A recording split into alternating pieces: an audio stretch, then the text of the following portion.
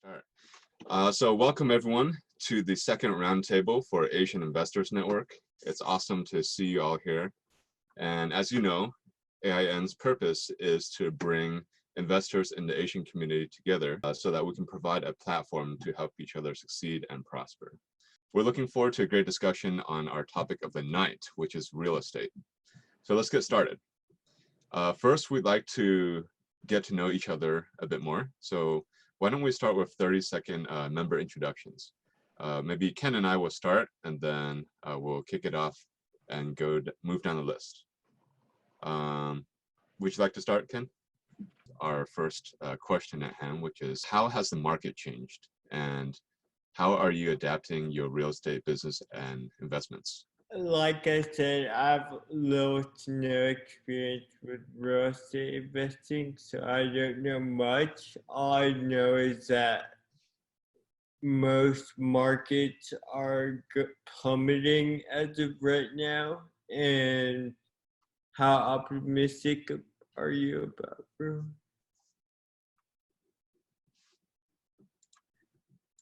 I am very optimistic about it. I just think right now is the perfect time to buy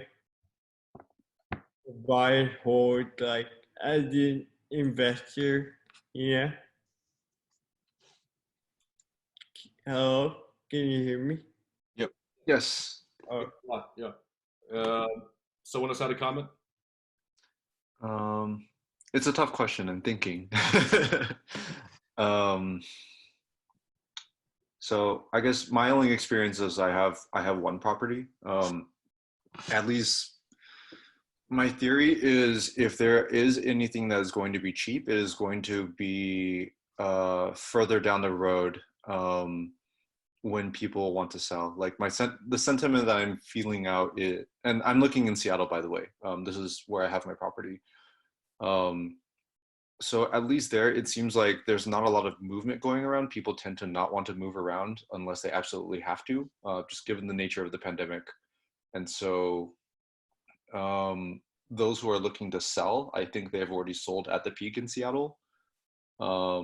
If they're planning to ride it out and just own the home for the longer haul, like it's unlikely that they'll want to sell while the pandemic is happening. So I don't know how many people are waiting on the sidelines, like for foreclosures or short sales. But that I expect will be a much longer process if we're looking for people to default on their mortgage payments, especially with the Fed feeding in, well, basically printing in money. So. Yeah, I mean, at least for me, I'm cautious mainly because when you look at the Fed monetary policy, let's think about it this way. There's obviously supply and demand, right? In terms of the demand, we just I think the latest unemployment figures are in, what is it, nearly 20 million? It's like 18 or 19 million. I might be wrong, but it's in that range in total. And that's just what's reported. We don't know what the actual number is. Now, the asset acquiring class may be slightly better off in the sense that they might have more liquidity and they may be willing to sit on their assets. Even if they wanted to sell, they might sit on it for a little longer than, longer than the pandemic, shelter-in period would be. But then there's a moment in time where there may be a reckoning with maybe there's tenants, right, you have to deal with who maybe don't have enough cash on hand to cover their own rent. What do the owners do then? And then how does that change their projections and their cash flow and how their models go? So I mean, I think there's huge uncertainty, at least in my mind, as to how unemployment figures and sort of like the consolidation of industries, how that shakes out in terms of like the demand people want to buy. So my horizon's going to be 6 to 9 months, so I can watch and see how that shakes out.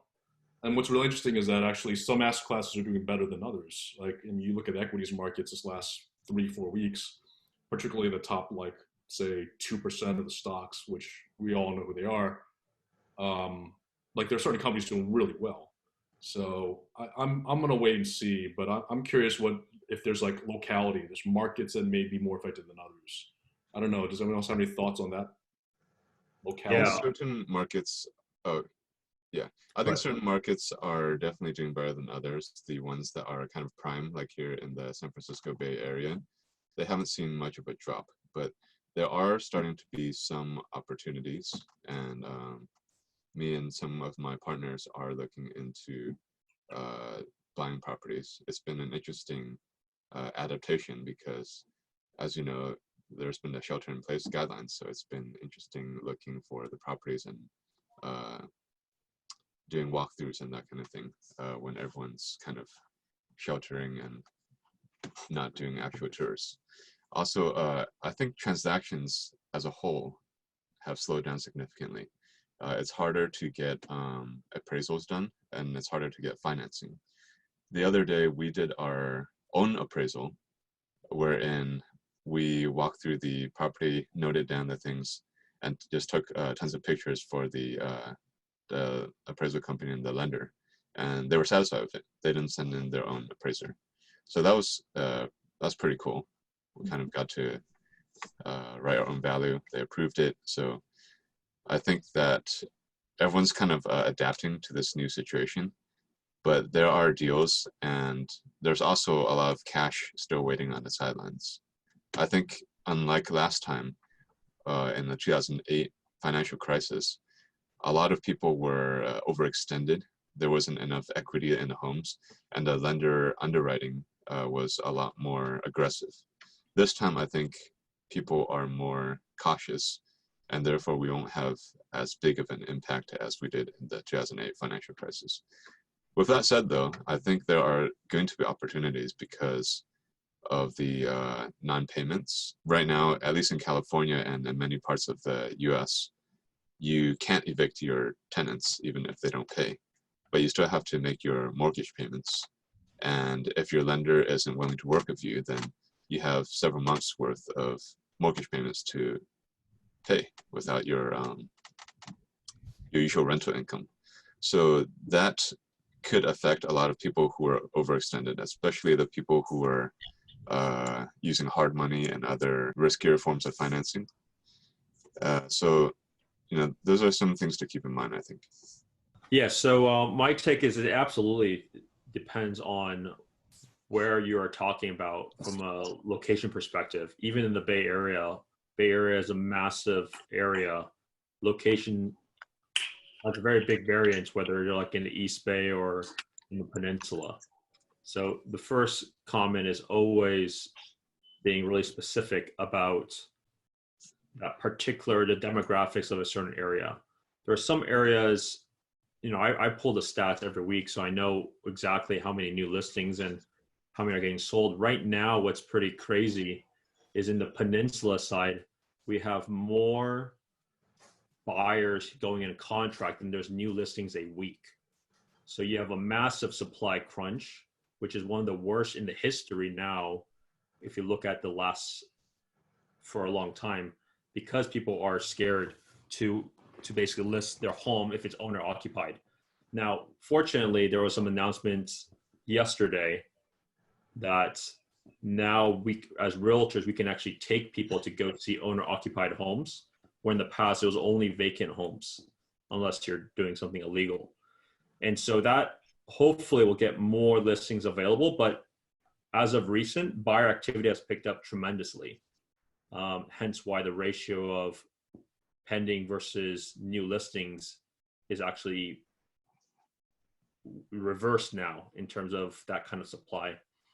And the interesting part this time around is right now it's too early because there's so much stimulus. Like, people kind of forget how much money is being printed and being used to support all these industries. Even if you look at the unemployment figure, which is horrific if you look at that chart, but you also have to remember they're unemployed, but they're getting unemployment benefits. And what's crazy is sometimes some of those amounts that you're getting may be actually more than what they would have made working. And so people forget how much money is being put in and how aggressive the government is at this time, which I don't think a lot of people realize. So for me, I'm cautiously optimistic, but of course it depends on the area. Like I catch up with some of the top realtors in Las Vegas. Their percentage is significantly higher. That's getting affected because casinos are about 30% of their business. So you really need to drill down and not make a blanket, assumption of, oh, just because Vegas is doing not well and other areas are following suit. That's not how it works. So let me press you on that a little bit because I'm curious what your thoughts are. So the fiscal stimulus, I mean, I guess we're talking about the CARES Act specifically, right? That's addressing essentially a certain sort of demographic that's below a certain income level, which would make sense to spur sort of consumption for necessities, and things like milk and bread and things like that. What I'm curious about is, do you see that as a tailwind for actual real estate demand, especially in a market like San Francisco or maybe other urban areas? It's also important, yeah. Or something else. I mean, is it really driving some other more of a confidence builder, so to speak? So it goes back to the different submarkets, even the Bay Area. So for example, if your average price point is San Mateo County's 1.7 million, those people that are being laid off of the service industry were never buyers to begin with. Now there's significantly more risk in areas that are much lower because you could have gotten in at a 3% down setup. And so a lot of markets, maybe even parts of the East Bay or even further out like Tracy or Sacramento, those areas can possibly get hurt really bad because those people that are in the service-based industry were able to afford to buy those properties with very little down. So that's why the submarkets really matter of who's actually being able to afford to buy there to begin with. So that has a lot to do with it.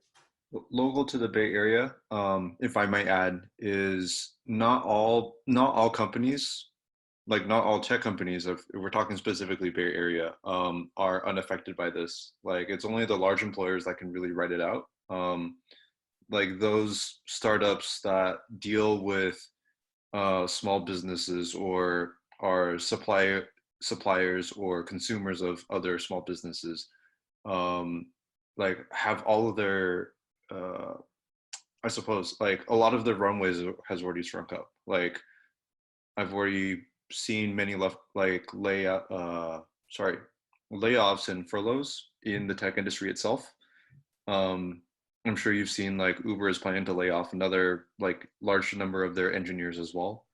So I would say it is possible for it to impact the Bay Area, not knowing how much people actually have in their cash reserves. I also think that we are in very early days, at least on the financial side of this whole thing. It's what has it been, 45 days or so since all of this has started. So this thing's going to go on a little longer, and the financial effects are going to stay on in the 6 to 12 month period, if not even more. And that's when we'll really start to see the house prices sliding down, people not being able to pay their mortgages and stuff like that. Because most people who have bought a house or whatever should possibly have reserves for 2, 3, 4 months or whatever, and right now they've even you can put your mortgage on freeze. But once they actually comes a time when they have to start paying them, I think that's when you'll really start to see, and that might be September, October, maybe a little somewhere in that range, when we start to see a lot more foreclosures, because that's when your banks are going to require you to pay the money back, and that might be a big issue for a lot of people. So let me pose a question real quick, because it sounds like we've got different hypotheses depending on which side of the curve you are on. What do you guys think is the new normal then? Or is it business as usual? I mean, there's a very optimistic case that this is just a pause, and then suddenly, because there's so much liquidity and so much stimulus that, there's going to be some, return to some normalcy, which is, possibly a very optimistic case.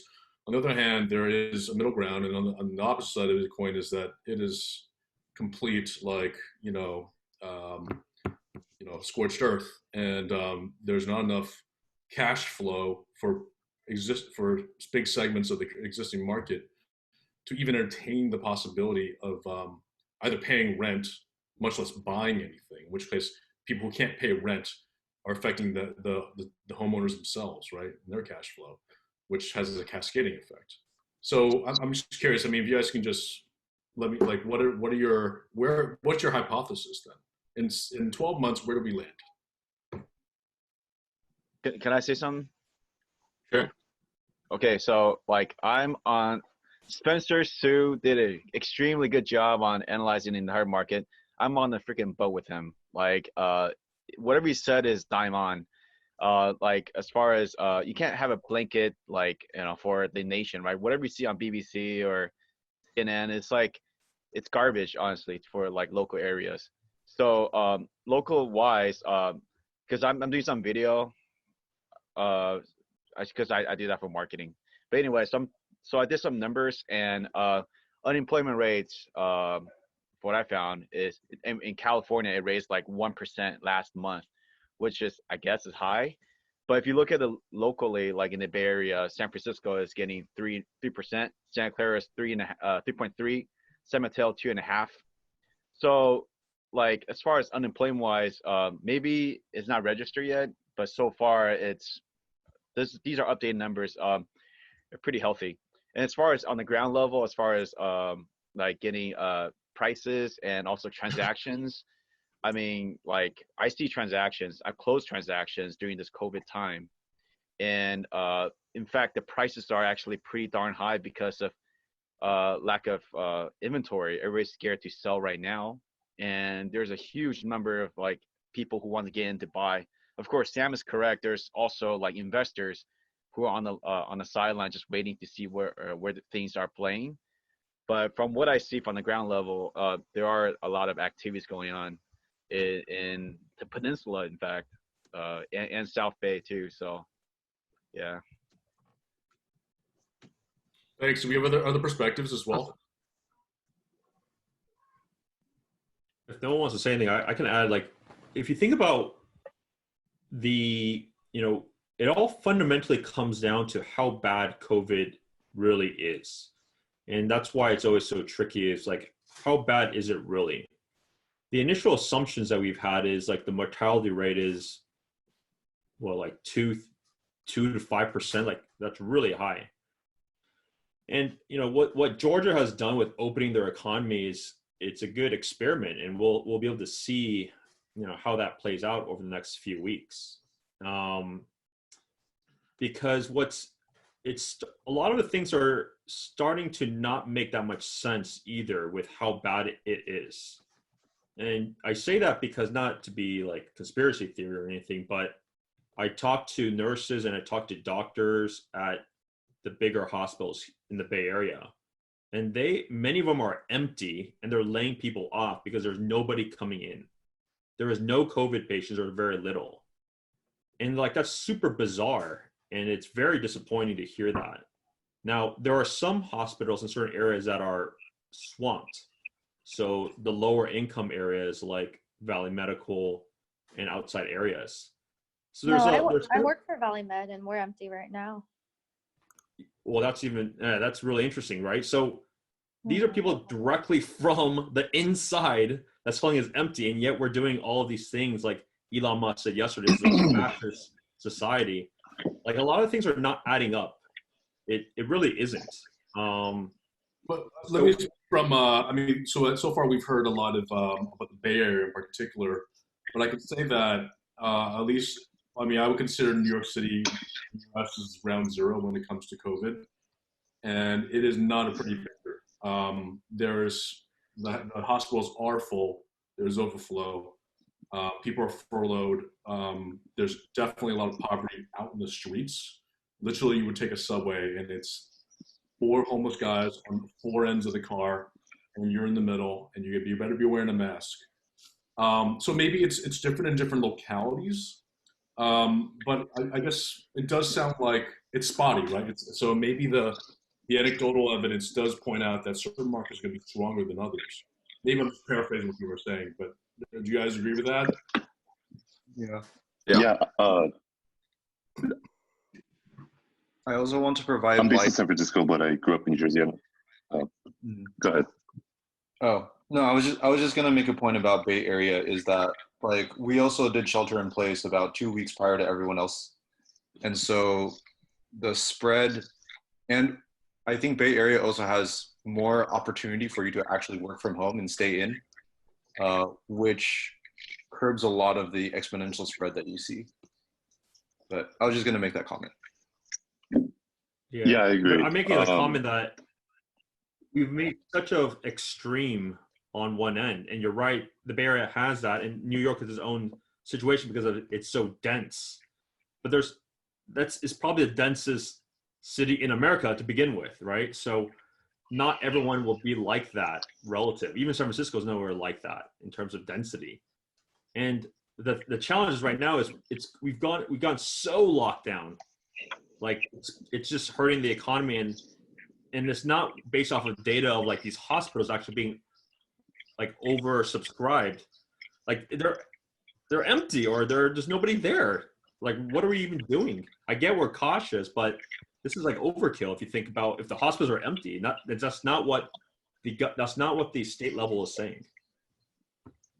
Yeah, and sorry, Phil, if you don't mind adding your 2 points, and then I want to make sure we have a chance to move on to next area. Sure. Yeah, so I am based in San Francisco, but I grew up in New Jersey, and I'm spending I'm with my family right now in New Jersey, in Bergen County, which is the most like heavily impacted county in the state. And you know, from here, my friends and I were actually jealous because San Francisco did the shelter in place so early, and I think that that really helped. And here the situation is serious. People are really on high alert. Hospitals are full. I have a friend who was a nurse who, you know, like her colleague, one of them passed away recently, and she from the virus, so she just had to quit her job. So I do think that most areas aren't really affected in the way that maybe some people expected, but certain areas definitely are. Wow. That's a great point, Phil. I think one of the things is that the spread of coronavirus was stemmed a lot in the Bay Area because we're doing shelter in place, and that's been keeping the hospitals emptier than they would have been. But that's the function of shelter in place, which is we wanted to keep the surge lower so that at capacity they wouldn't have to deal with all these cases. Let's move on to our next topic of commercial real estate. If you invest in commercial real estate, this is a very interesting time because commercial real estate encompasses a lot of different asset classes, and many of them are experiencing different results depending on their location, what type of asset class they are, and what the management has done. So if you invest in commercial real estate, what do you see challenges and opportunities in for the asset type that you invest in? Why don't I start? So okay, so I work in private equity and we focus solely on commercial real estate investments. So throughout the nation, we have hundreds of properties, and we invest in all asset classes: multifamily, office, retail, and industrial. And obviously, the ones that have been hit hardest are the ones related to hospitality and leisure, right? Hotels. Hotels have been hit hard. Anything to do with entertainment has been hit hard. But the multifamily is okay for now, and office is also okay depending on the strength of the company. Retail is very spotty in that we have to make a decision on each of our properties, like who do we think is going to survive and who do you think is not. And for the ones that we think have a chance of surviving, we have to figure out a strategy to deal with them. So the base case that we're seeing for all these properties are that we don't think that things will return to normal for roughly a year, maybe more, we don't know. But for sure, until we have either herd immunity or a vaccine, we could have reoccurring waves of the virus. So all this is to say that it's hard to predict what is going to happen individually, but in order to make sure that your tenants survive as a commercial real estate investor, you have to be flexible.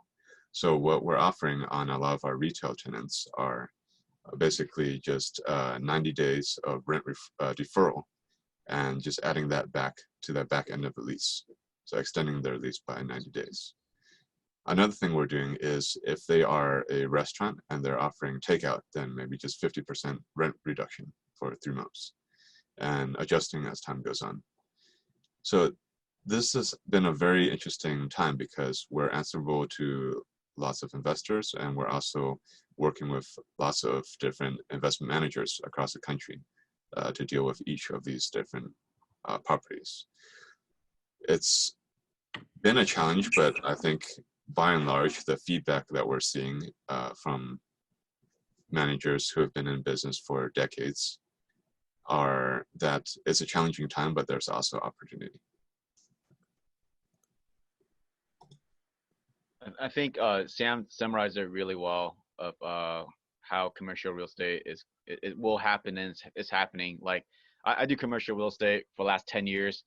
And I've talked to landlords of what they're doing, and they're doing exactly what Sam said. They're working with the tenants individually because they don't want them to leave, because then they have to find another qualified tenant. They want the operation to go on. But then, of course, there's no customers, so they start changing things like do takeouts. And one of my friend who's the owner of the property for Habit Burger, for example, Habit Burger is doing their family. They're changing the menu so they can cater to takeouts for the entire family kind of thing. So I start seeing evolution. As far as like until we get a vaccine, like I don't think we're going to see anything good out of retail, like you said. And any other sectors are not hit as hard as nearly as hard as retail. Retail is just dead.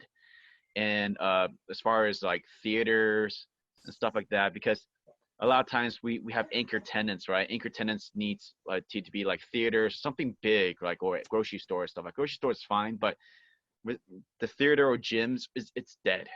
It's completely dead. So in a near like year and a half, 2 years, you're not going to see that jumping back. So there's going to be a lot of huge box vacancies. Originally, it's already like that to begin with. Like all the big boxes are dying, right? And now it's even accelerating the death of retail, and not so much death. I mean, like it revolutionizes what's going to happen next. I don't know what it is, the solution to that, but a lot of like retail guys are getting hurt bad, as in the retail owners are getting hurt. That's very true, Jake. I think a lot of these big companies that rely on close proximity, such as you mentioned, fitness centers, retail, that kind of stuff, all of that is going to suffer hard. I have a friend who owns a pole studio, and she says that almost all of the people in the industry that she knows is going under, which is nuts. So she's going to be one of the only people left standing after this is all over. So yeah, it's really hard to say like what's going to happen with retail, but there are aspects of retail that are doing okay and even thriving. Like the grocery stores, they're doing fine. The some banks are doing okay if they're set up to be more mobile, and healthcare centers are also doing fine. In fact, I'm investing in a commercial property now that is a healthcare center, and I don't see that having that big of a risk because people still need to go in for emergency procedures. Yeah, I echo some of the transactions that I've been dealing with. Some of the use, and I work out of San Francisco. Some people have been losing confidence in some of the multi-use, so maybe like a residential commercial combination. One particular example which came to mind is like a 2.2 million that a buyer already had, put his name on, but then he backed out because he was furloughed. But almost pretty much immediately there was they dropped to 1.5, and people were really willing to swoop in. So there was a lot of new opportunity in that. They also, have led into the industrial market, at least in the Bay Area as well. And the thing with industrial, I think that we were looking at is that, how can we look at these new supply chain, these new challenges in supply chain, and you can obviously see how Amazon is sort of struggling to fulfill, and might there be new industrial opportunities. At the same time, industrial properties are also, they're still very restricted in the Bay Area especially, and it's still very expensive, and it still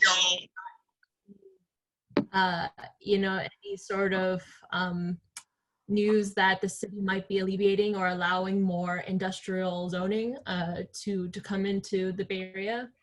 Cannabis is also doing well, and that is one of the things that obviously is an essential business. It's spiked, but fun fact, I found out that cannabis isn't part of the stimulus package, so they might have seen a spike, but they are still waning.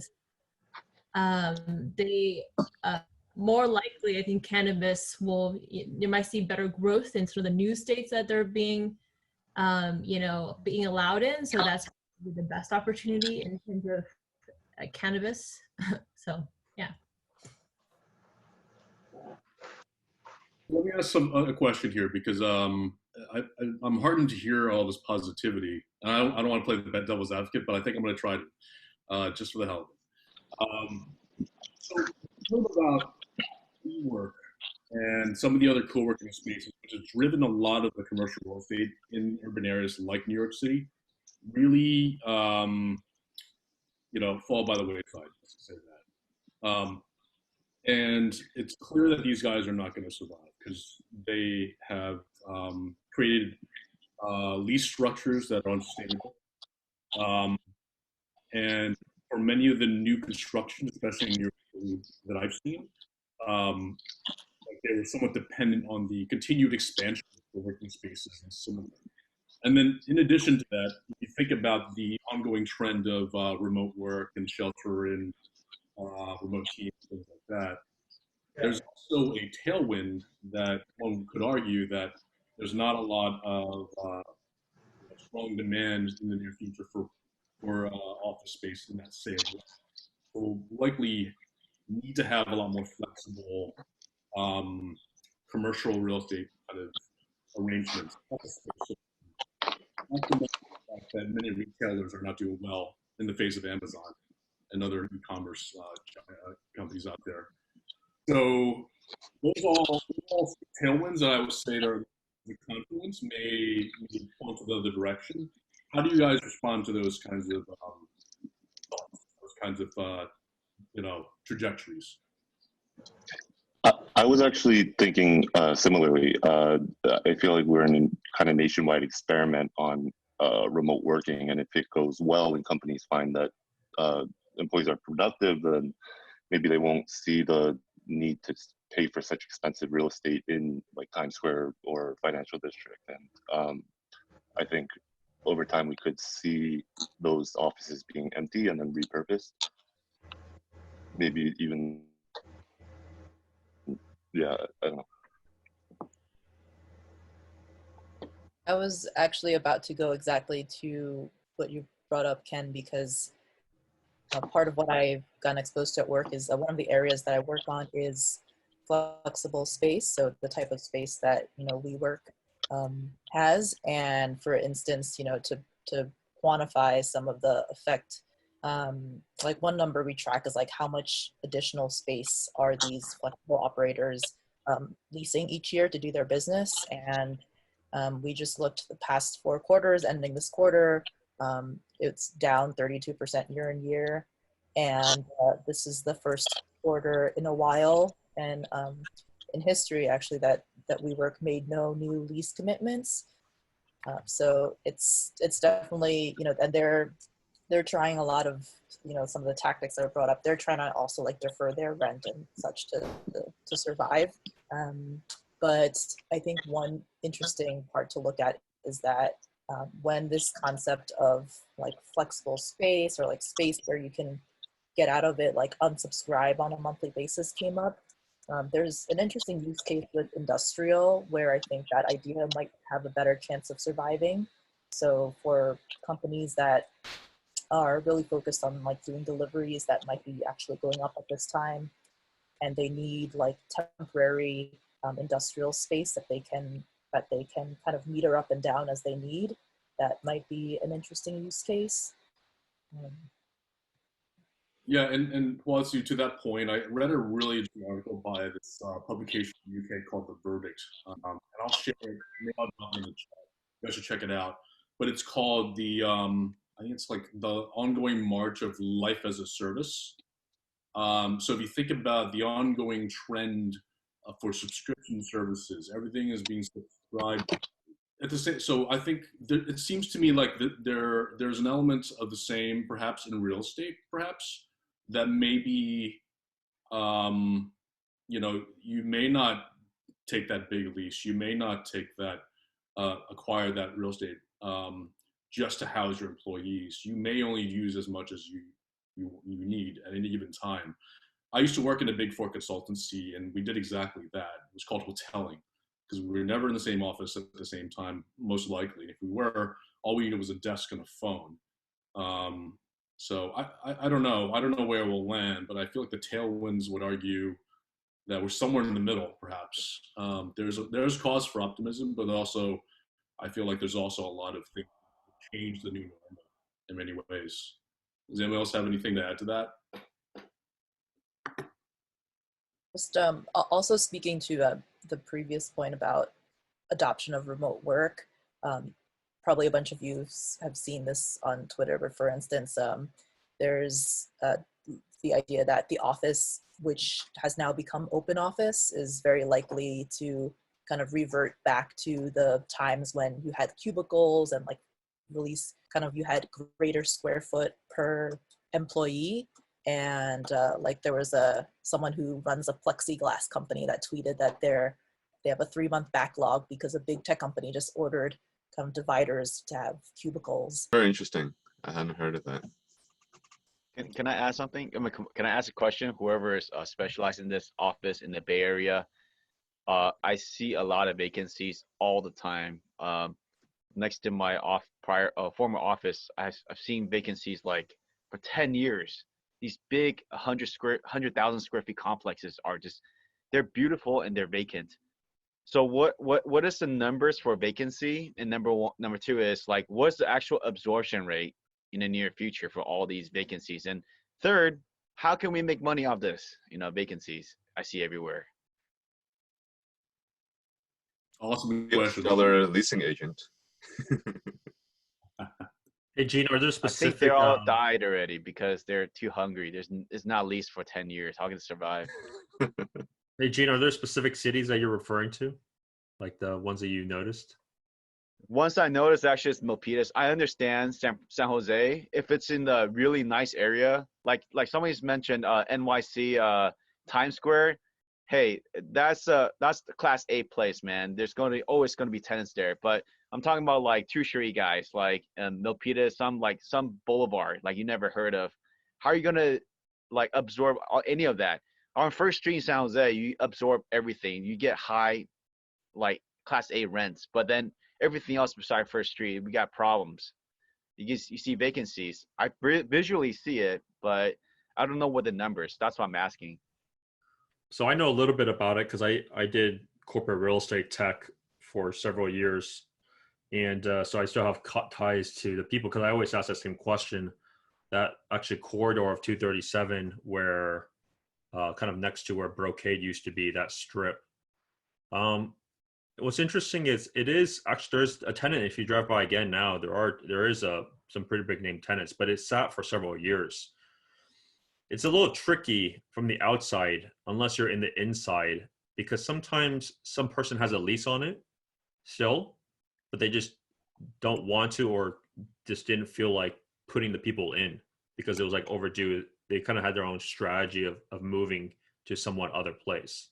So sometimes on the outside, you wouldn't know that it's actually booked, even though there's nobody there. But the bigger issue is back to what's around there. There's not much there. So you have like a little shopping plaza with like a Chick-fil-A there. There's nothing really in that area.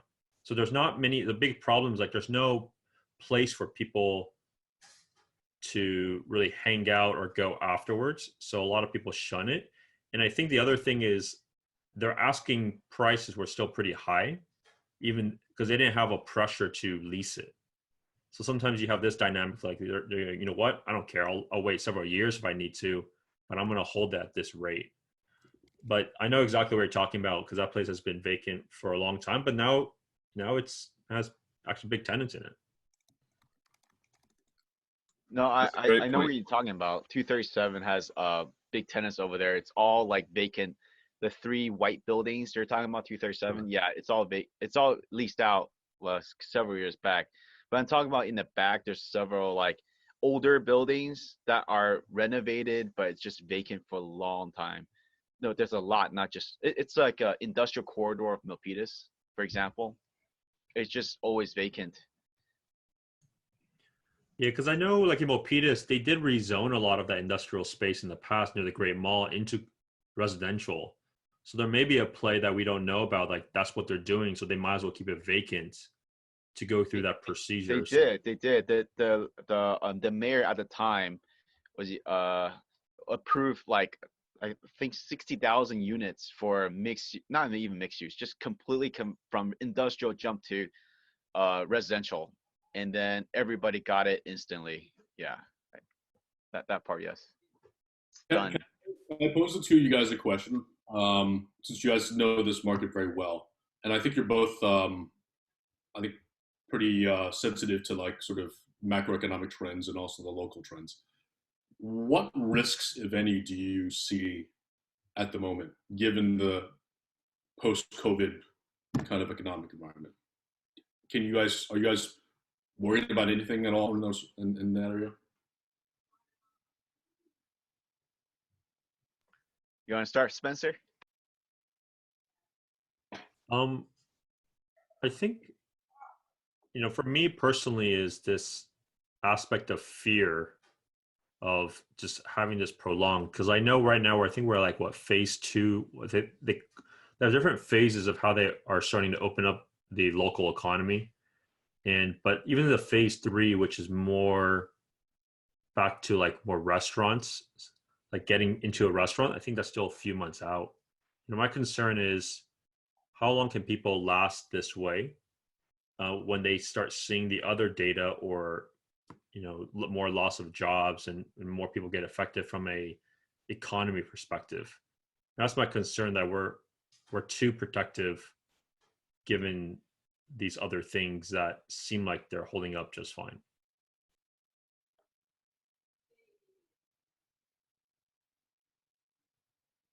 Gene, do you want to add your 2 cents? No, the restaurant guy is going to be dead. The mom and pops for sure, unless they have a really kind landlord to work on it with them. But what you talking about risk, right, from this COVID thing, right? So we're on a 12-year-long party, like the entire nation, right? Like just price goes up and up and up. Now we're gonna start seeing the reality. What I mean by that is, I shouldn't say this much because I don't know. I didn't research my numbers yet, so there you go. But what I see is there are actual reductions in pricing for all the new builds so far in the Bay, and that's a sure sign of, you know, F up very soon. As far as new homes goes, they're selling at a lower rate than asking before, and I see a lot of construction still halfway done. So it's just a I believe a part of a cycle where builders just love to overbuild until they can't build anymore, and we're going to see that pretty soon. So we're going to have pretty good. I'm guessing no one has. I don't have a crystal ball. Like we're going to see like new homes that are like that you can get for a pretty good price. Yeah, very soon. I would that's good actually analysis. I'll add to that too. There's one comment that I heard or saw in New York, which is like all the rich people are buying these single family houses outside. So this aspect of density will change for everything, not just retail space, like movie theaters and everything like that. But what if it changes the mindset that people don't want to be in condos either, and which is how most of them are built, or they don't want to be in these high dense townhomes. So I think that has some systemic issues because in the past it was no different than corporate real estate. They always try to jam as many people as they can from a price per square foot or from a square foot usage. But now if people are more aware of having a distance, I think the single family space would be very interesting because there's only so many of those and they're all older homes. So there may be a mentality shift too of just that product that is being built may not be what people want anymore. Yeah, there could be a systemic shift in consumer perceptions of, like, hey, maybe I'd rather have my own place instead of having like a luxury apartment. And from our portfolio of hundreds of different properties, we can see that the higher priced like the Class A multifamily in the heart of like a tier 1 city, those are seeing a lot fewer transactions, obviously. People are looking, I mean, if you have that kind of pricing money, if you have that kind of pricing power, then you might look elsewhere for your own place. If you can pay like $5,000 a month for your own, property, why move into a luxury death trap, so to speak, So that's one thing that we've been seeing. And another thing, I think one risk that we see in the immediate future is that all of the transactions that were previously pending or like being negotiated, those are all scrapped. If they're still going through, at least on a commercial level, the buyers are renegotiating because they have a lot more leverage now. And another thing is that financing is way tighter. It's the lenders have increased their underwriting standards by a lot because they don't know how many defaults that they're going to get overall in their portfolios. So they're trying to get ahead of that. So if you are buying commercial, and I think residential too, you have to be pretty on the up and up in terms of everything needs to be tied with a bow tie. There can't be no loose ends for your financing. So things are being renegotiated. Transactions are a lot slower, and a lot of people are just kind of waiting. Yeah, that's interesting. So you guys all kind of brought up interesting notions. I think what dovetailed with all three of your comments just now was this talk of systemic issues. We haven't talked about demographics, the shift from baby boomer ownership to millennial ownership, which will be like a big fat kind of wave. And then I wonder also like what is the effect on supply in the face of like monetary policy where maybe credit is flows much more easily than the past. How do those kind of interact with each other in the soup? And again, this discounting locality, maybe talking macro terms. What does that mean? What do you guys think of all those things happening at the same time? Does that mean we have more supply than demand in the near future? Is there going to be more foreclosures? Are there going to be price competition at some point? How does that all kind of play out in your view? And maybe Sam, if you want to add your 2 cents on that, I'm curious what you think. Sure. Something that has been interesting is the issue of affordable housing across the country. We are really short on affordable housing and have been for a number of years. And our fund, my firm actually just raised $134 million to deploy solely in affordable housing. We're buying or developing 100+ unit multifamily properties. to try to help address this issue. But it's really just a drop in the bucket. So I think, to your point, Ken, I think there is a couple of different tiers of buyers. We might see a huge demand from the more affordable side, like for the entry-level homes and that kind of thing. But maybe the luxury properties will see less of a demand over time. It's hard to say. There's also an interesting shift in that more modular housing is coming into play. And I'm curious to see what other people think about that particular strategy in terms of, for those who are unfamiliar with it, modular homes are basically prefabricated properties that are largely assembled in a factory at a way cheaper cost, and oftentimes with better workmanship because it's more standardized. And they're basically driven over to the site, fastened upon a foundation. So these have the potential to really modernize and revolutionize the industry because it's so cheap. You just can't beat it. And the construction costs have been rising steadily over time. And that has been a big drag on new construction. So again, the issue of building affordable is if you're a developer, why would you build a property that commands a lot less price point than something that can, why wouldn't you just build a luxury class A if you could? You know, the only reason affordable gets built is because they're subsidized by cities, states, and so on. And that's how these developers are going. And also if they have a legal requirement to do so. So a lot of times there's a inclusionary zoning requirement, which means that a certain portion of your development has to be affordable. So I think that's a trend that we're going to see increasingly over the years, especially if it ends up that the prices don't actually drop much over time and people are out of work and forced to rent. Thanks, Sam. We've got a few minutes, but I want to make sure we get other points of view before we kind of do our little round about at the end, which you guys will find kind of fun, I think. Can I pick someone to offer their point of view based on what they've heard so far? Does anyone want to volunteer, or can I just kind of pick somebody? What's your preference, guys?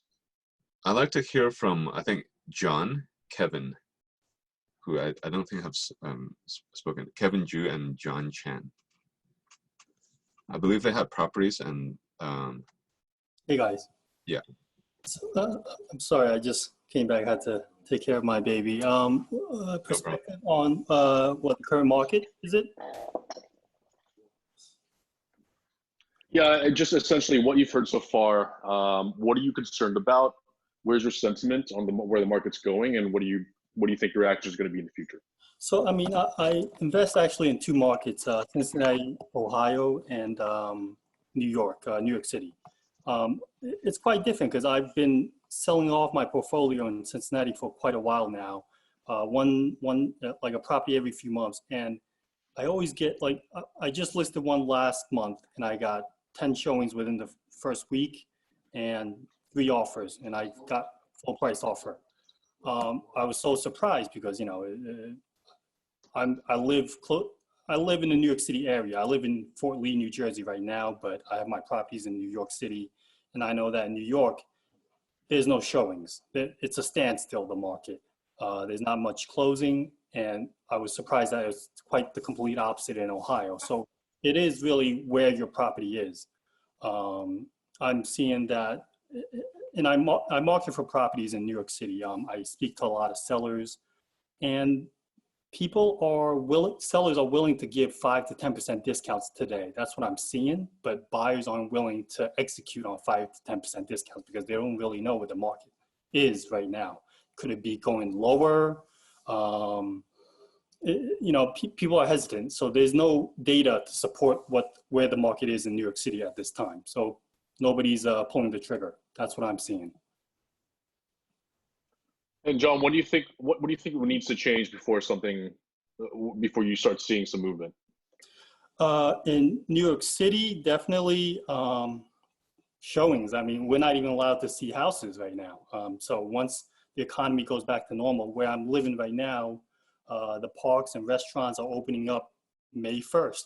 I mean, everything is starting to normalize May 1st. New York City was the hardest hit, though. I mean, thousands of new cases a day, at one point, 10,000 cases a day. I don't think it's ever gonna, people are gonna be hesitant. Like in China, they opened up the economy, but the economy is not normal. People aren't buying things like they used to be buying. I think that's the same as in New York City. Even though you open up the economy, I think people are still going to be a little bit hesitant, reluctant to start going out to all the stores without at least still, maybe they'll still wear masks, or maybe they're just going to be more cautious than before. I don't think the economy is going to be 100% normal until maybe a year from now, maybe. Awesome, thanks. Do we have time for one more? Yeah, so I have some, I mean, this is pretty helpful. So my thoughts are mainly that I only really pretty much went into one property, and that's in Ellicott City, Maryland, Howard County, and life is pretty normal. Everyone's still kind of going outside, driving, going grocery shopping. It's almost as if nothing has changed, like everyone's in their backyards. People are still doing construction on their houses. But that's in suburbia. And I don't really know too much about the whole real estate market. What I do know is regarding the whole tech scene. So I've been in tech startups. We just finished up the Y Combinator program, so I have access to the forum. And basically every day, it's pretty much startups shutting down. Startups that many people have thought would never shut down, raising millions and millions of dollars really easily. All of them are moving out of their offices, frantically firing people, trying to pretty much get as minimal employees as possible and everyone working from home. And also the other side of it is what I'm seeing is a lot of the founders themselves are kind of posting essentially about kind of like cabin fever almost. Nobody understood how small their house really was until recently, basically. And they're kind of going crazy. Everyone feels like, because you're going to the office, like especially if you're working all the time, and now you're spending every single hour in your own house, and there's what the water cooler, walk to the water cooler is what, like 2 feet. So I think like that's pretty interesting, because I feel like in terms of just residential properties, my personal view is like, I don't know too much about the market, but my personal view is that people are going to want to opt for much better, larger houses. And a second thing is, and this is just purely based on my speculation of what I've been watching in the markets, real estate is down heavily, right? But there are a few equities that I've been following pretty much in infrastructure. They, like do data center real estate, and those are pretty much shooting up. I think we're kind of moving into an era where we were already doing this, but due to COVID, the line between reality and the virtual reality world is kind of like blurring more than before. And you're going to need data centers, you're going to need ops centers to service that. So that's kind of what I'm really interested on the industrial side. Yeah, so I think there was a recent article coming out from Andreessen Horowitz, one of the big VCs, about it's time to build. And kind of what that signals is, across whatever political alignment, everyone's agreeing that globalism didn't really work out the way that we intended it to. National borders are kind of tightening. People want to bring manufacturing back into the United States. So I think a lot of like old abandoned warehouses that I've been seeing, especially in Baltimore, they're kind of getting bought up more often than before. That's awesome, Kevin. Was it Eric Weinstein that said, no one ever thought that technology would eat its father, capitalism? Yep. So just out of curiosity, you mentioned data centers. Are you looking at REITs like Equinix and Digital Realty and Cyrus One? Yeah. There's a few I've listed. I've been following. So I can find this. Someone did a pretty good in-depth research study on this actually, because they were trying to figure out kind of a lot of equities are falling, but the market is kind of staying similar. So they wanted to see kind of how the distribution of money is changing, and obviously it's following this whole trend of what is sustainable, and what's sustainable is pretty much technology. We can still do business, we can still kind of talk with each other, but in order to do that, you're going to need reliable communication, you're going to need reliable infrastructure. So whoever helps build the telecom centers, data centers, I think they're going to win over the long term. So yeah, I've been pretty much following that and cybersecurity stocks exclusively. I can confirm that data centers are a very hot investment for high net worth individuals. Whenever there's a solid fund that has one of them, it gets oversubscribed really quickly.